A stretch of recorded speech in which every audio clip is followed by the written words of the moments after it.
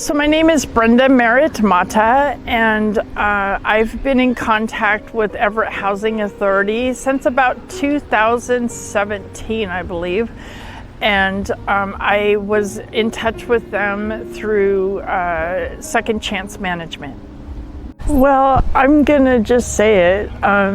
Ever since Steve told me, don't tell anybody, but I think you and so would be a great fit for our condo. We only have two and one just became available, and I really think you guys would be a good fit for it.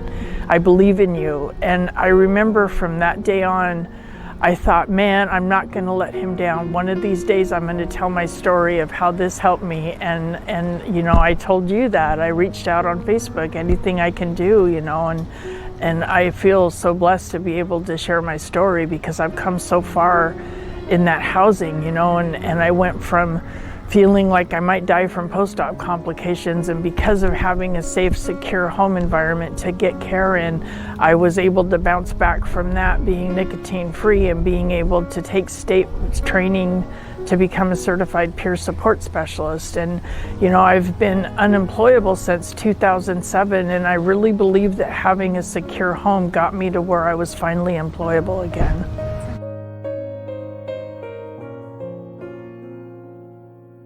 One of the things I've learned about myself, and I've really been able to do a lot of forgiveness work around some of the things I always felt so ashamed and guilty about myself, is that being homeless creates a lot of barriers for people. And sometimes it's not your fault that things happen the way they do. I remember trying to find jobs and I couldn't find a place to shower, you know. I remember trying to eat healthy and all they were giving away is baked goods and bread, you know.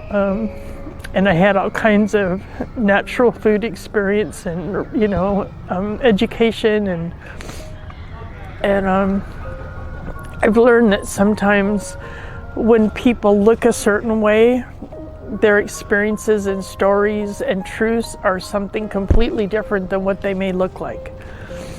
And I feel like everybody should get a second chance. You know, I really, I loved the name of the Second Chance Management. When I saw that, just reading that name of the company gave me hope, and I thought, no, because I don't have any rental history, and all these barriers, and sure enough, they gave me a chance, and then you guys gave me a chance, and it's just been a journey of blessings ever since, you know, and I honestly feel like the other thing I've learned is that everything in my life led up to this moment. You know, I honestly don't look back on regrets or remorse or anything at all on anything I've ever gone through.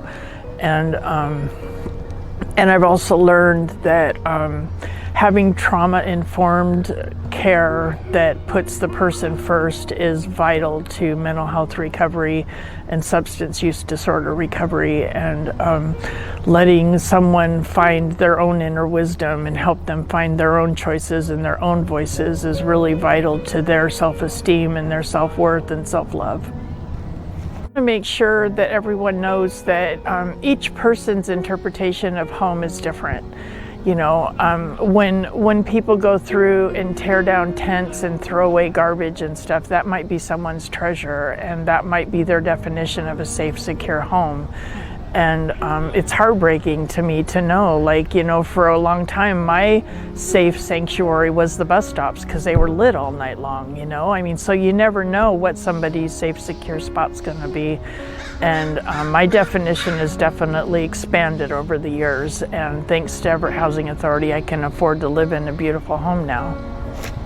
So I volunteer on a world service level for an anonymous 12-step program for nicotine recovery, and I deal with people from all over the world. 24 hours a day I'm on call, and I give back in that way because that program helped me get and stay nicotine free myself. And you know, I moved in to the condo, and I think I had 30 days living there when I stopped smoking, and I've been nicotine free ever since. And I honestly don't think I could have achieved that being homeless. I really don't. And it's totally changed my health. Totally. Absolutely. That's amazing.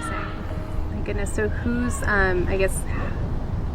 who's the farthest away person that you've talked to that you've helped? I have a sponsee in India. In India? Oh my Yeah. gosh. So India, cool. Spain, UK, Mexico, some in the US, more outside the US than in the US. And I talk to people. I have a nicotine-free worldwide WhatsApp group that we have people from all over the world there. Oh my gosh. It's great. It's, no matter when you need help, there's always somebody up. That's amazing. Oh, how cool. Wow. My gosh. I've definitely learned that together we can do what we cannot do alone. And, Everett Housing Authority has helped me learn that on a really deep level.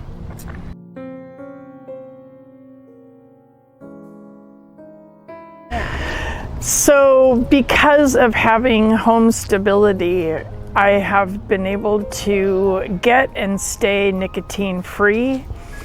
I've been able to go through 3 surgeries and have a safe home environment to have caregivers take care of me and deal with post-op complications that almost killed me, and had a very safe environment to heal in. And I have so much peace of mind.